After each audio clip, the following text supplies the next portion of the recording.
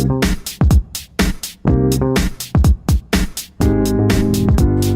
to the third annual Monadnock International Film Festival. My name is Bill Smith, and this is the Radar Marketing Group Glass and Gear interviews. And my guest is Kyle Gilman, editor extraordinaire of the movie Ned Rifle, which is one of the films that's here at the festival. But also, you've got a long resume of other films and television shows that you've worked on. Welcome. Thank you.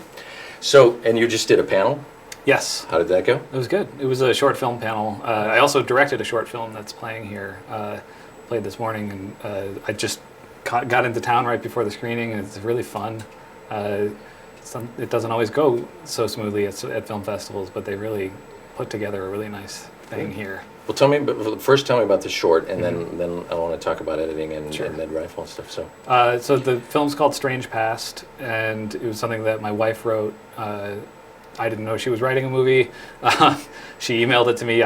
We were in different places in the country, and she just told me that, it was my birthday. She was like, "Happy birthday! Here's a script." And so I was like, "Great." Here's your honey-do list. Yeah, now I have to do all this stuff. And she wrote this beautiful screenplay, and it had this ridiculous ending where we had to get a character is in a boat on the Gowanus Canal in Brooklyn, which is one of the most polluted waterways in the world. And I was like, well, now that I've read this, I can't cut it out. But so we have to actually go through all this trouble. But we managed to do it, and it looked beautiful. And did you shoot it actually in? Yeah. In that? Wow. Oh yeah. As long as you don't touch the water, you're fine. Yeah. Without a wetsuit or something on, right? Mm-hmm. So, and how long did that take you to finish that production? Did you direct it? I directed it. I starred in it. I edited it. I did most of the stuff. Nice. I definitely don't recommend directing yourself in a movie. They're two different jobs. Acting and directing are not the same thing. And why is that? I mean, what did you feel like it was difficult? The problem is that when you're directing, you have to look at the actor and see what they're doing and be able to change that. And you can't look at yourself. You can stop the whole project and go and look at playback, but that slows everything down. Yeah. And so it was a real challenge that I thought would be a lot simpler than it was. Did you end up going through and looking at the playback constantly, or did you just end up saying, I just didn't have the time. That one felt good. Yeah, we had this location. We had a bar, which was the majority of the location, and we had it for a certain number of hours, and we just had to get through the whole thing. Tell me a little bit about your editing career in terms of this movie that was directed by Hal Hartley. Mm-hmm. Ned Rifle is the third in a series. Did you edit the first two? Well, the first one I was in high school. So you did not edit. So I didn't edit that one. But the second one, I had been working with Hal. I met him in college. He was a visiting lecturer at Harvard, and he was my thesis advisor. And we just had a great time together. I ended up staying at Harvard for 2 more years after I graduated to be his teaching assistant. And then when he was done being a teacher, I also went back to New York with him and just worked in his office, answered the phones, answered the emails, whoever was calling. My job description was different depending on who it was. I was the head of production one day and I was an intern the next day. But over the years, we just really grew to like working together. And so in 2006, he had moved to Berlin to shoot. He had a fellowship there and he really liked it. And he decided he was going to shoot Fay Grimm there. And so I came for 9 months in Berlin to be the assistant editor on Fay Grimm. Okay. And since then, I've been editing whatever he gets going. We had I guess what you would call a short feature, which is about 60 minutes long, called Meanwhile, that I edited. That was the first thing where I was officially the editor. So I'm sure it's a different relationship with each editor and director, mm-hmm. but in terms of you guys working together, does he come in and sit looking over your shoulder, or does he trust you to just go in and say, all right, I've shot this stuff, you put it together, then show me what you've got? I tend to, with pretty much every project, I tend to put the whole thing together first. And then you come in and you work, depending on how much money you have, depending on how much time you have.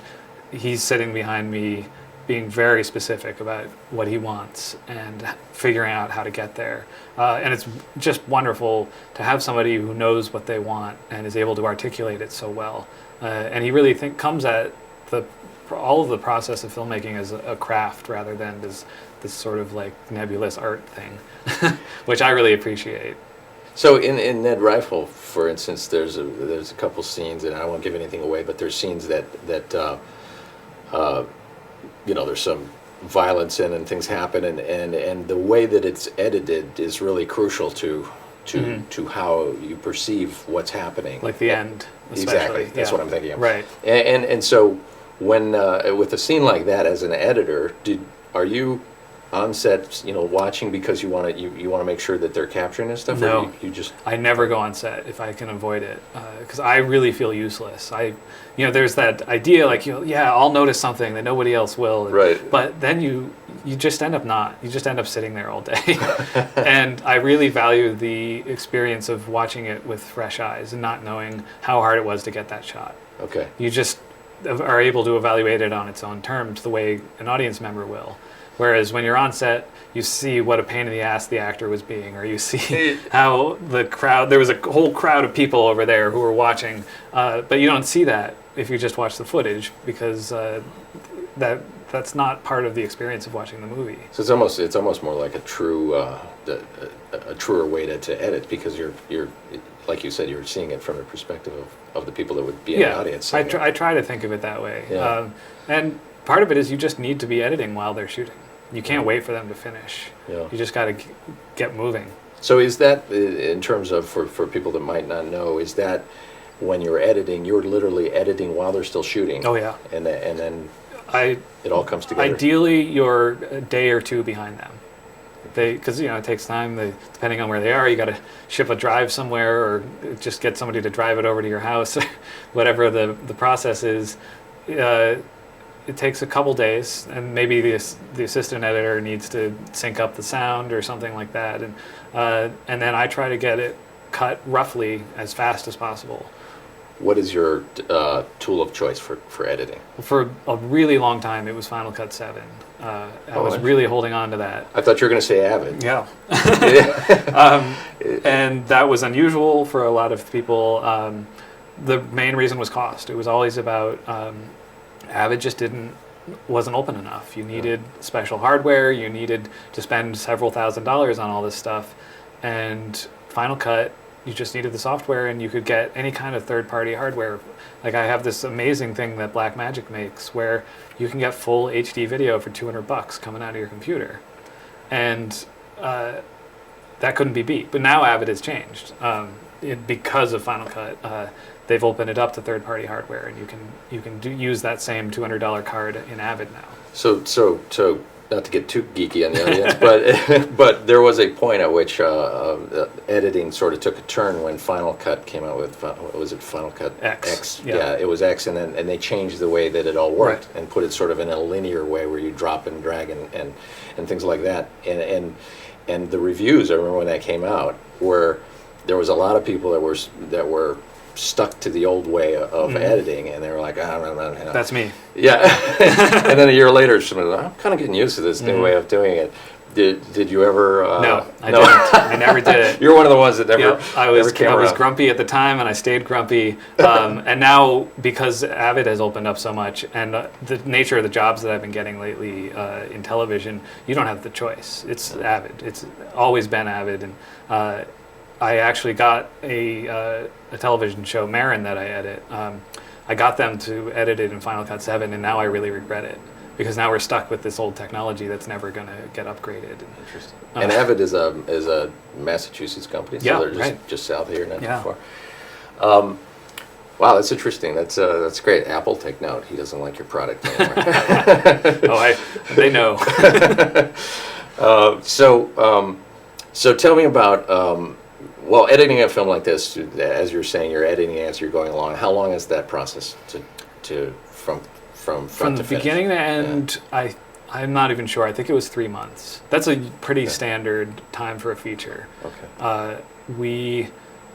I did not finish editing it before they were done shooting. I mean, as soon as they were done shooting, Hal and I started working together. So we started assembling the later parts of the movie together without me doing the process of doing it on my own.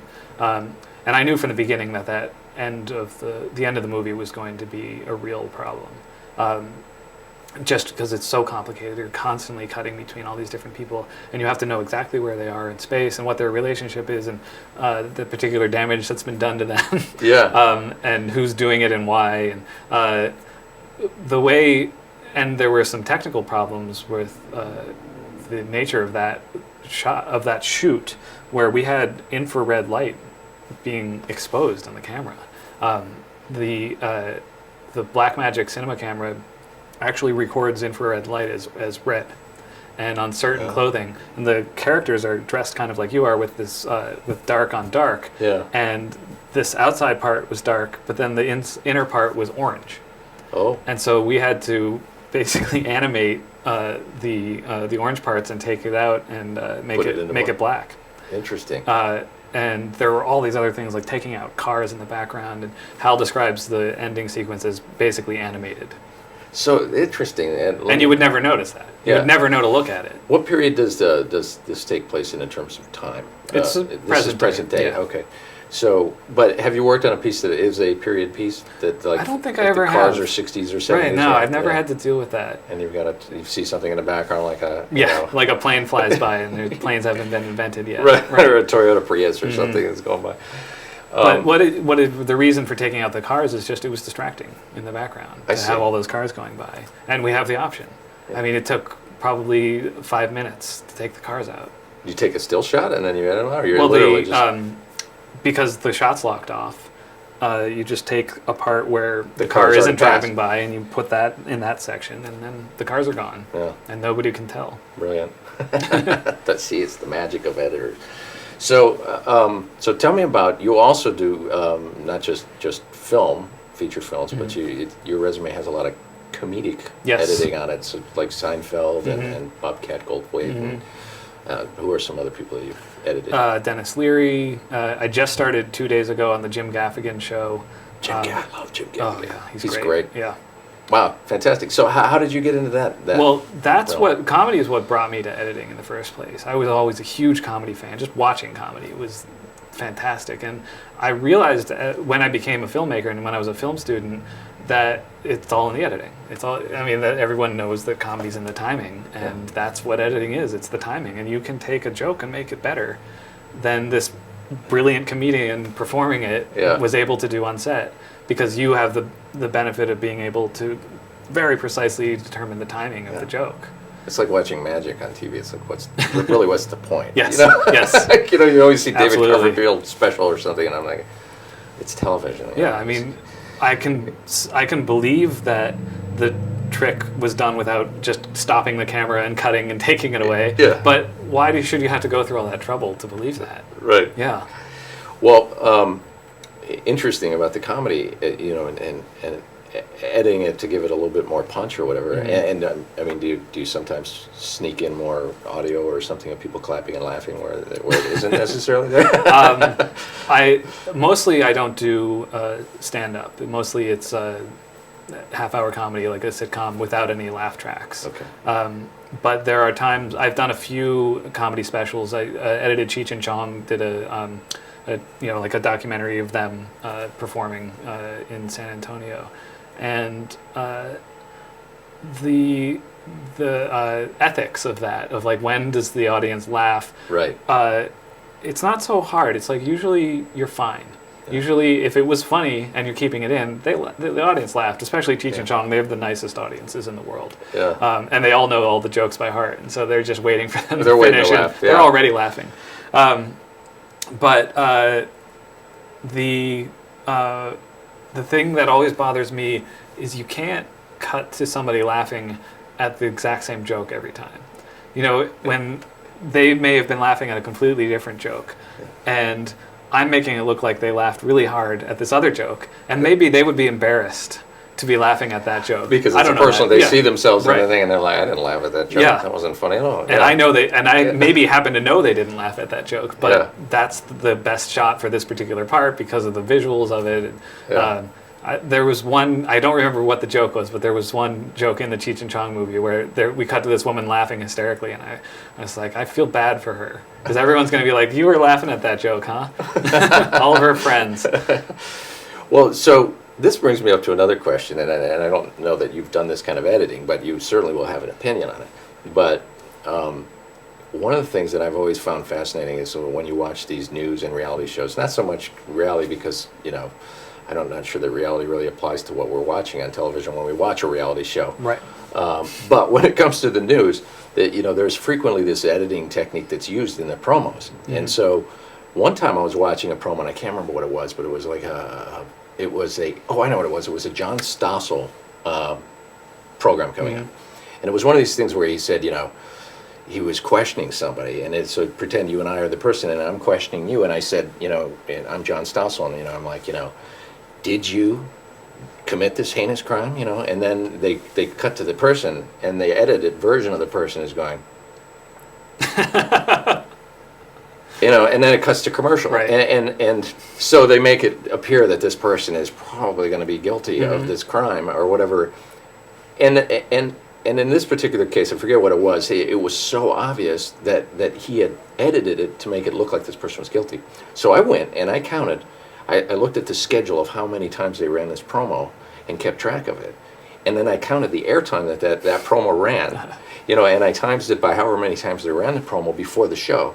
And it came to about 3 times as much airtime as the actual show itself, sure. in which had the reality of. And at that point, you've already established what happened. You don't have to watch the show. So I wrote John Stossel a letter, and I said, John, you're a guy that likes to be truthful about stuff, and I said, but you have edited this in a way that you're putting on false information 3 times more than you're putting on the real information. So I'm asking you, what is your opinion on that? I think that if you have nothing to gain by going on television and telling people you didn't kill anyone. I think that you should just stay away from television because they're going to manipulate whatever you say. I think nobody should ever go on The Daily Show unless you're being interviewed directly by Jon Stewart on the set, because you should know better. You should know that this is just the world we live in, that we are able to manipulate anything you say. Yeah. And you can't rely on the ethics of television journalists to make you look good. So stay away is your advice. Oh yeah. If you don't want to do that. Yeah. Absolutely. Yeah. Well, that's good advice. As long as they have that option, then what the heck? Just nobody's forcing you to be on television. Yeah, that's true. It's interesting though. I mean, it's become a very entertainment. When it comes to the news, it's become a way to get people's attention. Sure. Yeah. But anyway, so great. What's coming up for you in the future in terms of more films and or comedy projects? What are you working on next? So the Jim Gaffigan show I'm doing now until July. That's going to be on TV Land, which is doing original programming now. Is this an actual sitcom? Yes, a sitcom. Oh, all right. So you'll be editing the show. Yeah. Okay. What is it filmed in? It's basically like Jim Gaffigan's life story. He's got a lot of kids and a beautiful wife, and he likes to eat. He likes to eat. Yeah, and those are that's it. Pretty. It's variations on that story, which is endless. I mean, that's the nature of comedy. Bippity boppity bacon. I love that. Yeah, it's great. And so it's a half-hour show, just kind of fictionalized versions of his life. Okay. Is it shot in terms of cameras and stuff? Is it shot with what type of equipment? I don't even know. I don't ask anymore. Okay. It's all, they just send you that. It's all HD. Nobody's shooting in film, and it all looks great. Yeah. It's amazing. Good. Well, congratulations, and thank you for being here. It's a pleasure to interview you. Yeah, it was great to be here. Thanks, Kyle. Yeah.